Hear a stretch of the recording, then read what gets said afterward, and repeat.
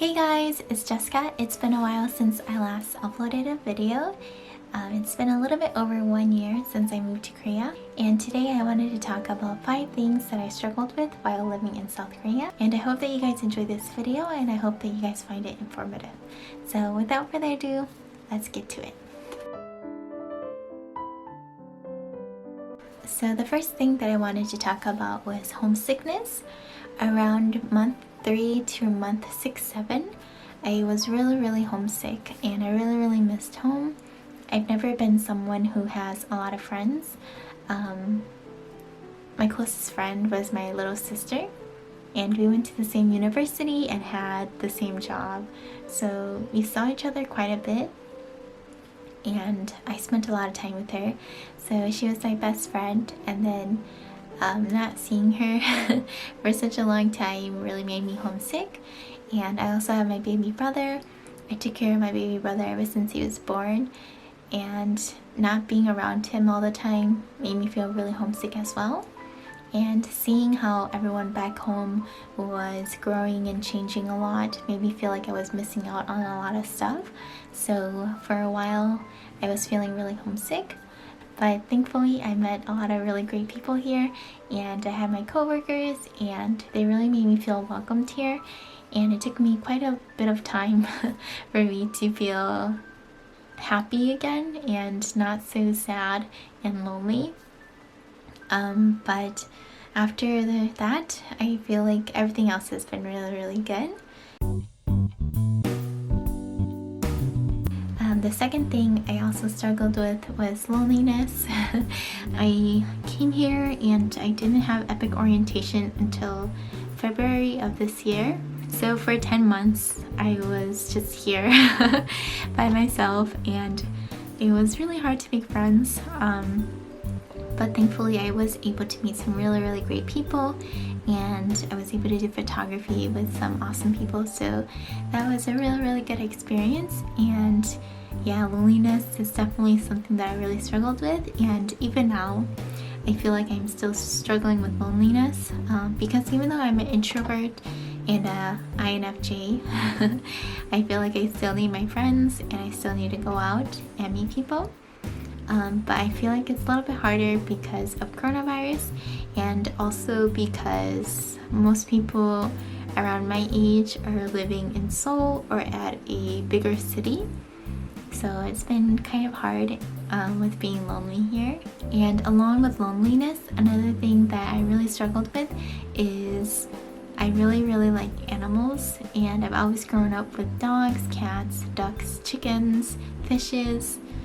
I've always had animals. I've always had pets.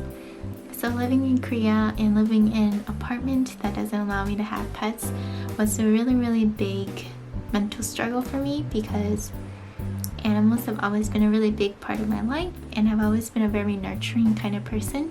So not having a pet was really hard on me mentally and emotionally. And I'm really thankful though, because I was able to make friends with my neighborhood cats and with the street cats around my little town. So I feel like in many ways the cats were really my friends and my way to not feel so lonely. Sometimes they would follow me around town, sometimes I would feed them. There was this cat and I named her Garfield, and I used to be really close to Garfield, and she would let me pet her because she had owners, so she was used to human contact. So I used to feed her and her brother and pet her. But I think Garfield and his owners, they moved to a different place, so they're actually not here anymore, and I never see their food bowl out anymore. So I think they moved, and that makes me really sad because I really like Garfield. Garfield was such a sweet cat, and so was her brother, so it's really sad to not see them anymore. And then I still have Snowball and her family so I still see them around sometimes, but lately it's been raining, so I haven't really seen them out and about. Yeah. So definitely made friends with the street cats. The third thing that I really struggled with in Korea is hair loss. I'm sure you guys have heard about it. Yes, I really struggled with hair loss, like a lot of expats who moved to Korea. And I think around like the 2-3 month mark, I noticed that I was losing a lot of hair, and I knew that I needed to take action or else I would seriously regret it. The 4th month, I was still losing a lot of hair, and around this time I decided I really need to take action, and so I bought a water filter for my shower head, and I also bought castor oil. This is the castor oil I bought, I think, a couple weeks after I moved to Korea. I originally bought it for my eyebrows because I have no eyebrow hair. And so I bought this bottle, and then my hair kept on falling out. And so what I ended up doing was putting castor oil in my hair 2 to 3 times a week overnight, and then I'll rinse it out in the morning. And castor oil really helped thicken my hair and help my hair grow faster. But it wasn't a solution. It wasn't enough because I was losing so much hair. So castor oil was a good long-term solution because the effects doesn't show right away, but after like 1 or 2 months you really notice the difference. And I did more research, and people recommended for me to try to change my shampoo. So I changed my shampoo, but that actually made my hair fall out even more. So I did a lot of research, and on YouTube I found this YouTuber. I think she's a hair YouTuber. No, I think she's a dermatologist YouTuber. I don't remember. I'll put her in the description box below. But I found her video, and she was talking about shampoo for hair loss and things like that. And so I ended up buying Dashu daily, and it's the anti-hair loss scalp shampoo. And she actually recommended a lot of different kind of shampoos, and she tried all of them, and then she gave you recommendations based on what her experiences were. And so this is actually one that she really recommended, and it just fit everything I needed at that time. So I bought it, and I'm telling you, this is a savior. It really helped me, and yeah, it helped my hair. I have so much hair now because of this shampoo paired up with the castor oil. So if you're losing hair in Korea, I really recommend getting castor oil and getting this Dashu daily shampoo because these two things really help me in restoring my hair. And now I don't have to worry about it, but before I was losing a whole bunch of hair at the front of my head, and it really made me have low self-esteem. But after using these two products, my hair really did grow back. So from my experience, they really work. This isn't sponsored.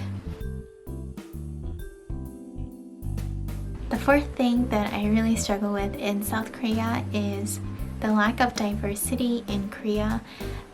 Growing up in Minnesota, where there is a lot of different ethnicity, and where we have a whole bunch of grocery stores, and where I was part of a lot of multicultural groups. I was always in places that were rich in culture. So coming to Korea, where there's only one dominant culture, it was really hard for me. I thought I would be okay because I like Korean food and I like to cook, and so I didn't really think that this was something that I would ever struggle with. But I really struggled with it because in Korea, especially in the countryside and at my grocery stores, they only have the same vegetables and fruits, and not having things that I had access to in America is kind of hard. Yeah, I really miss a lot of American foods, and I miss how much variety America has. For example, for apples, we have so many options and so many choices to choose from. But in Korea, I've only seen one variety of apples, and I've only seen one variety of mangoes. I've only seen one variety of vegetables, and it's a really big struggle for me. But I do see that Korea is changing a lot now too. I do see a lot of foreigners in Korea, and even in my little grocery store, we have a little bit more options for Southeast Asian products. So for example, they have jackfruits, they have like a little Southeast Asian row. So you can get some things like glass seasoning and coconut juice and curry. Yeah, they have a little Southeast Asian aisle, so in many ways it's not the worst, but I wish there was more diversity because I miss having a lot of diversity and options like we do in the United States. And last but not least, something that I really struggle with is mold and humidity in Korean houses.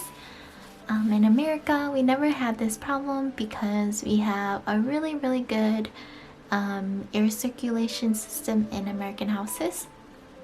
But in Korean houses, they don't have any ventilation, and the only ventilation I've ever seen was the ventilation in the bathroom. But I feel like even the bathroom ventilation isn't very strong. With humidity, there's a lot of issues with the growth of mold.